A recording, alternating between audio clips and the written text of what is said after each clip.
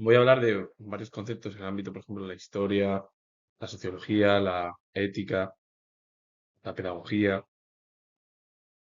y un término, el raciovitalismo, de Ortega y Gasset, que es el ámbito de la filosofía,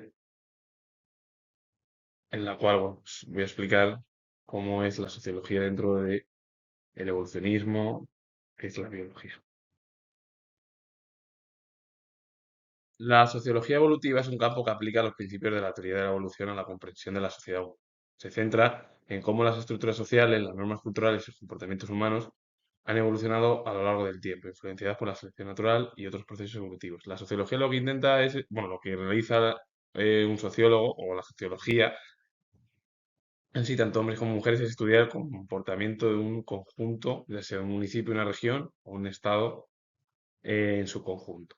Pero la sociología evolutiva lo que aplica son las teorías de la evolución biológica, en la cual explica cómo ha ido evolucionando y cómo es a través de la comprensión de la estructura de los seres humanos, es decir, cómo hemos ido evolucionando y cómo nos hemos ido comportando. De ahí que se centre en las estructuras sociales, en las normas culturales y en los comportamientos de todas las personas que han ido, bueno, pues, todo evolucionando desde el periodo prehistórico hasta la actualidad, pero que todo ello viene influenciado por la selección natural y otros procesos evolutivos. Es decir, es como la sociología evolutiva es el estudio en su conjunto de los seres humanos, con los tintes de la biología, de cómo han ido evolucionando, cómo han ido variando, cómo unas especies han ido extinguiendo, otras que se refiere a la especie solo de los humanos, es decir, la evolución humana, no al resto, y en la cual pues ha ido evolucionando pues, unas estructuras sociales, normas culturales, comportamientos de todas las personas que han ido, bueno, pues teniendo una serie de comportamientos, desde, como he dicho,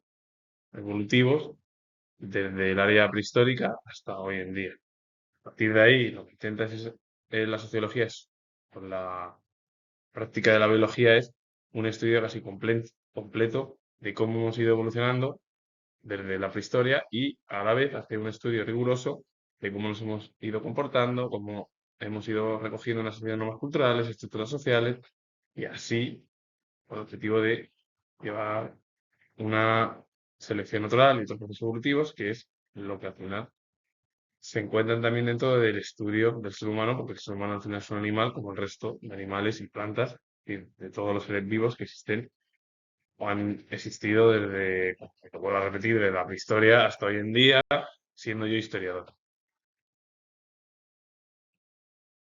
La historia evolutiva o evolución biológica describe el proceso de cambio a lo largo del tiempo en las características hereditarias de las poblaciones de organismos.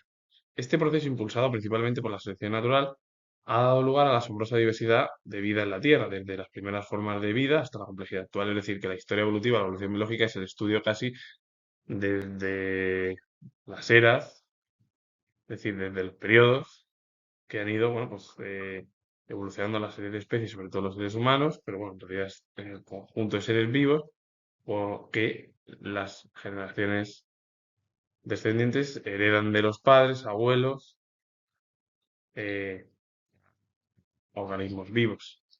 Que este proceso viene impulsado principalmente por la selección natural, que ha dado lugar a la asombrosa diversidad de la vida en la Tierra, es decir, una gran cantidad de especies, y desde lo más simple hasta lo complejo que es la actualidad. Pero que la historia evolutiva en sí es casi un estudio, una evolución biológica de las especies que aparecieron desde el principio, desde el periodo prehistórico, hasta hoy en día. Eso sería la idea principal. La literatura evolutiva se refiere al estudio del desarrollo y cambio de la literatura a lo largo del tiempo, incluyendo sus diferentes géneros, formas y funciones, así como su relación con la sociedad y la cultura. Se enfoca en cómo la literatura ha evolucionado desde sus orígenes hasta la actualidad, adaptándose a los cambios históricos, sociales y tecnológicos.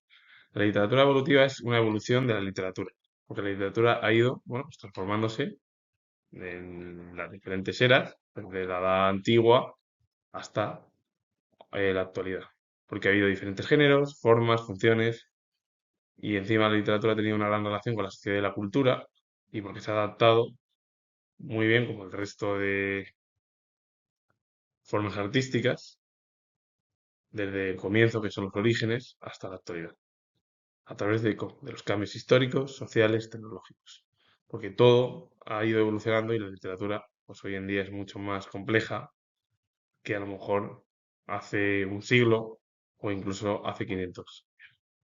Entonces, la literatura se ha ido adaptando a las circunstancias históricas, sociales, tecnológicas de cada periodo, en la cual pues ha ido evolucionando de forma, bueno, pues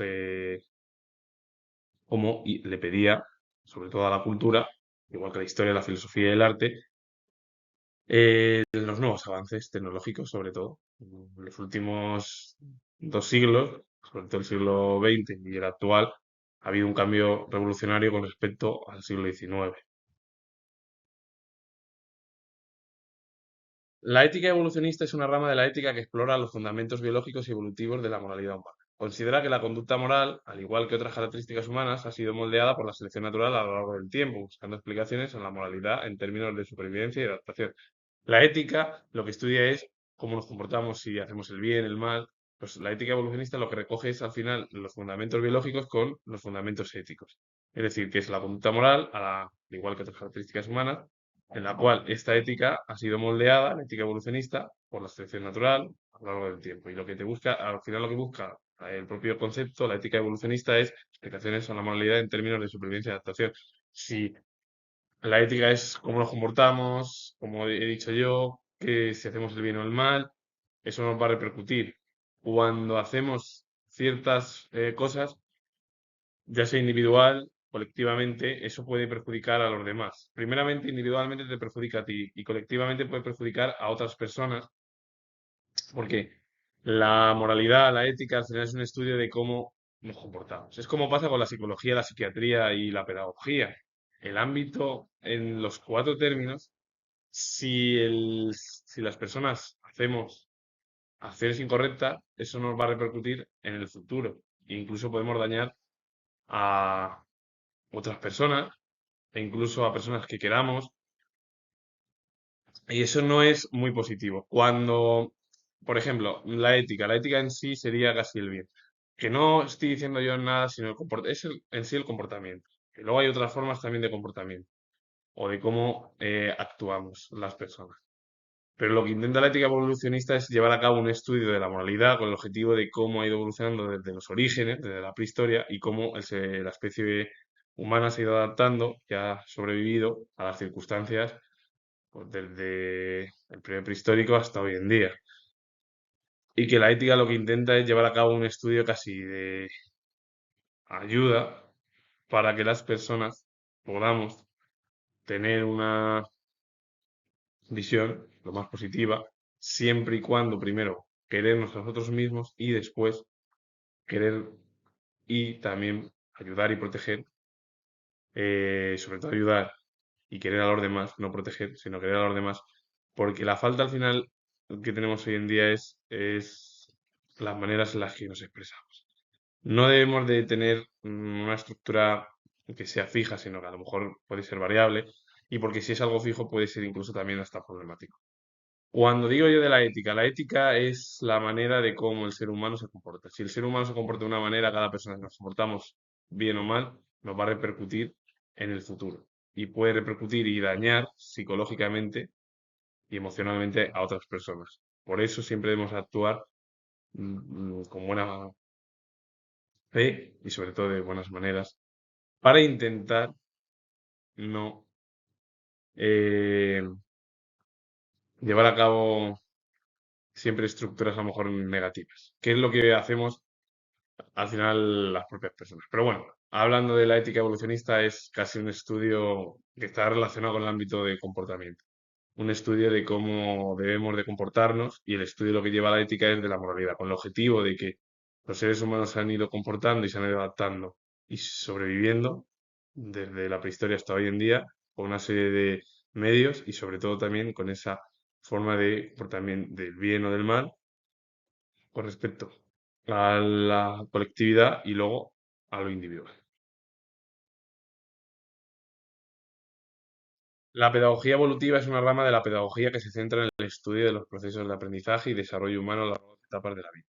Se enfoca en comprender cómo los individuos aprenden, se desarrollan cognitiva y emocionalmente y cómo se adaptan a su entorno en cada fase, desde la infancia hasta la adultez.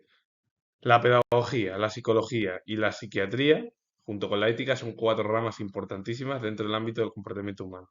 Cuando se habla de la pedagogía, que es el comportamiento, en el cual lo que intenta llevar a cabo son una serie de estudios sobre los procesos de aprendizaje y desarrollo de las personas o de cada persona a lo largo de los diferentes procesos de su vida o etapas de su vida, porque lo que intenta al final es, la pedagogía es comprender a la otra persona. Un pedagogo, un psicólogo, un psiquiatra, la ética, la filosofía, la historia y el arte también lo intentan comprender, pero las cuatro ramas más, igual que las cuatro ramas del pensamiento, es decir, estamos hablando, y lo comento yo soy historiador, filosofía, sociología, psicología, psiquiatría, ética y por último pedagogía, aunque bueno, sería pedagogía, ¿vale?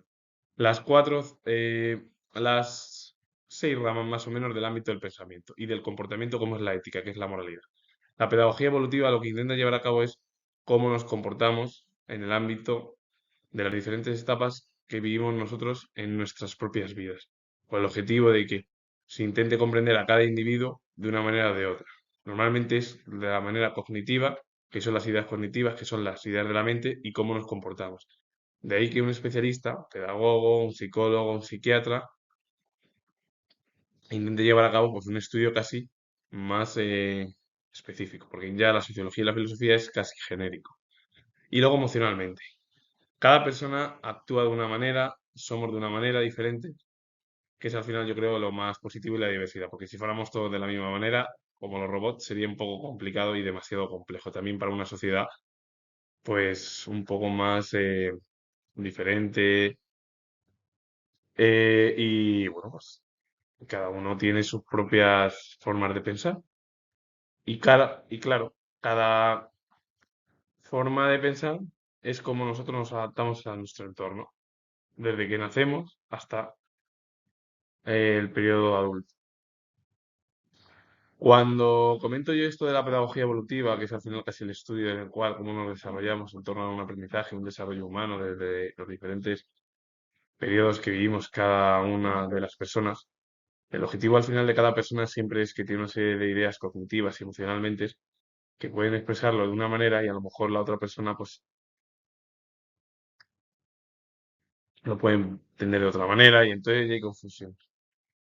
Cuando queramos decir algo, siempre hay que decirlo, en torno al ámbito de las estructuras del comportamiento, del amor, de las emociones, de los sentimientos, nunca debemos herir a una persona, ni herirla, ni nada, porque eso puede hacerla incluso dañar psicológicamente, que es incluso algo muy duro para la persona. Cuando una persona a lo mejor eh, estaba mal o no está a lo mejor en su mejor momento, siempre hay que darle apoyo emocional. El problema es que es muy complicado porque las personas al final como somos, como actuamos, no damos esa impresión. Yo lo que digo siendo historiador, y lo comento, es que la sociedad merece la pena. Que es verdad que el 99% es muy complejo y a lo mejor no, tal, pero hay un 1% que es miles y miles de personas, miles además, que merecen la pena y que intenten incluso a veces ayudar, colaborar.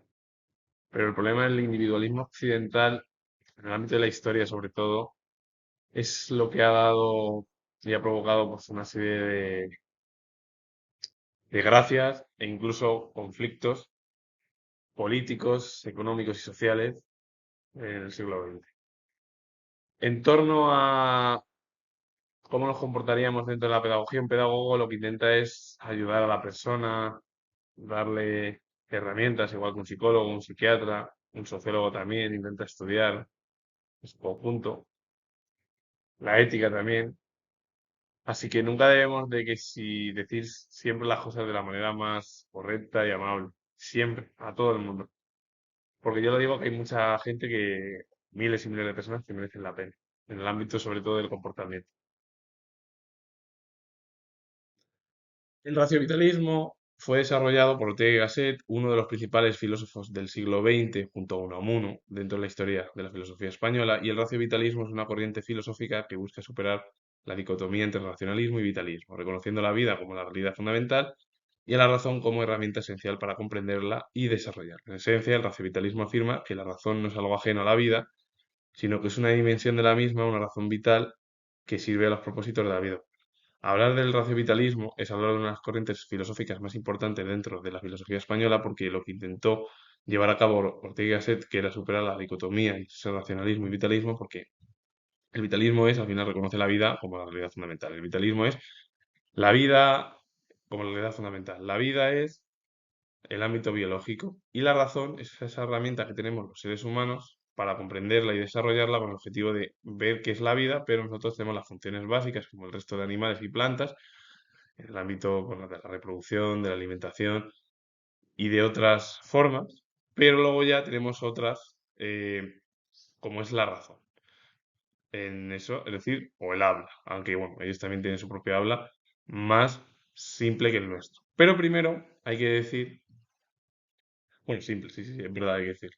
Aunque, bueno, algunas personas, bueno, pero bueno, ahí lo dejo ya en ese pensamiento de la razón. La vida al final es fundamental, es la realidad fundamental de cada persona, el ámbito biológico, y luego tenemos un ámbito al final que es el mundo de la razón, que son las ideas, que lo que queremos es saber qué es el mundo, qué es la filosofía, cómo podemos desarrollar ese mundo, cómo podemos desarrollar nuestra propia vida, cómo podemos comprenderla. A lo mejor diferentes, como por ejemplo puede ser la fauna o la flora. Si Dios tiene una vida lo más sencilla, que es, bueno, reproducirse, cazar, alimentar, que eso también lo tiene el ser humano. Cazar me refiero como hacen los animales, o como hacíamos nosotros en la prehistoria. Y en esencia el raciovitalismo afirma que la razón no es algo ajeno a la vida, sino que es una dimensión de la misma. Una razón vital que sirve a los propósitos de la vida humana. Porque el raciovitalismo al final no es que esté fuera, no, no, no. Es que la razón no es algo ajeno a la vida, porque la razón al final está unida a la vida, sino que es una dimensión de la vida, una razón vital que sirve a los propósitos de la vida. Bueno, es decir, el raciovitalismo afirma que la razón no es algo ajeno a la vida, porque al final el raciovitalismo, es decir, lo racional y es decir, el racionalismo y el vitalismo están unidos, porque el racionalismo lo tenemos nosotros a través de la razón y el vitalismo sería la vida de la reproducción, la alimentación, las leyes básicas sencillas de cada animal y planta. De ahí que no se puedan separar, porque todos tenemos esa estructura. Al final todos somos animales. Y con ello finalizo. Comentar que soy historiador. Si os gusta este vídeo relacionado con el mundo cultural y diversos conceptos, darle a like, suscribiros, comentar. Soy historiador y vuelvo a repetir que soy historiador y nos vemos en el próximo vídeo.